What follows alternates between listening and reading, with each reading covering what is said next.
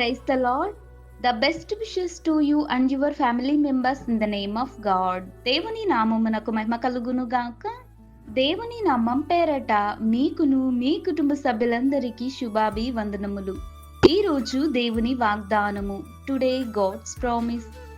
నా దేవా, భక్తిహీనుల చేతిలో నుండి నన్ను రక్షింపుము.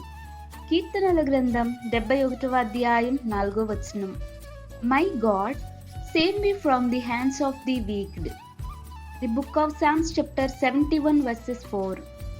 క్రీస్తునందు ప్రియమైన సహోదరి సహోదరులారా, ఈ శ్రేష్టమైన ఉదయకాల సమయమున ప్రభువైన యేసుక్రీస్తు వారు మనందరితోనూ ఒక వాగ్దానాన్ని ఈ రోజున దేవుడు మనతో మాట్లాడుతున్నాడండి. చూడండి, దావీదు గారు ఆయన ఎంతో దేవుని ఎడల విశ్వాసం కలిగిన వాడు, దేవుని యందే నిరీక్షణ కలిగి ఉన్నవాడు. అయితే తనకు యొక్క అవమానాలు, ఎన్నో నిందలు, భక్తిహీనుల చేతిలో నుండి నన్ను విడిపింపుము దేవా అని ఎంతగానో ప్రాధేయపడుతున్నాడు. చూడండి, నా దేవా, భక్తిహీనుల చేతిలో నుండి నన్ను రక్షింపుము అని దావీదు దేవునికి మొర్రపెట్టుకుంటున్నాడు. చూడండి, దేవుడు అనేక విధాలైనటువంటి గొప్ప ఆశ్చర్యకరుడు.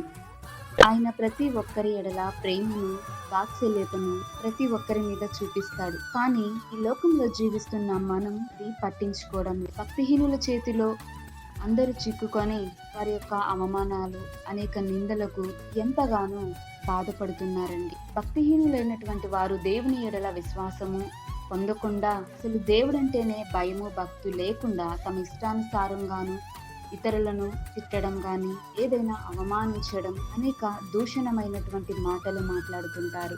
ఈ లోకంలో పలువురు అలాగే జీవిస్తున్నారు. అయితే దేవుని యొక్క వాక్య భాగం సెలవిస్తుందండి, దావీదు దేవుని ఎడల విశ్వాసము నుండి, భక్తిహీనుల నుండి, వారి యొక్క చెరలో నుండి నన్ను విడిపించుము దేవా అంటే దేవుడు తప్పకుండా విడిపిస్తాడండి. ఆయన ఆలస్యం వెనుక అనేక అద్భుతాలు దాగి ఉంటాయి. ఈ రోజుల్లో మన జీవితాల్లో ఏంటి అవమానాలు, ఏంటి నిందలు, మనకేంటి ఇలా జరుగుతున్నాయి, అనేక రకరకాల ఆలోచనలు చేస్తూ ఉంటాం. కానీ దేవుడు అవన్నీ గమనిస్తున్నాడు, చూస్తున్నాడండి.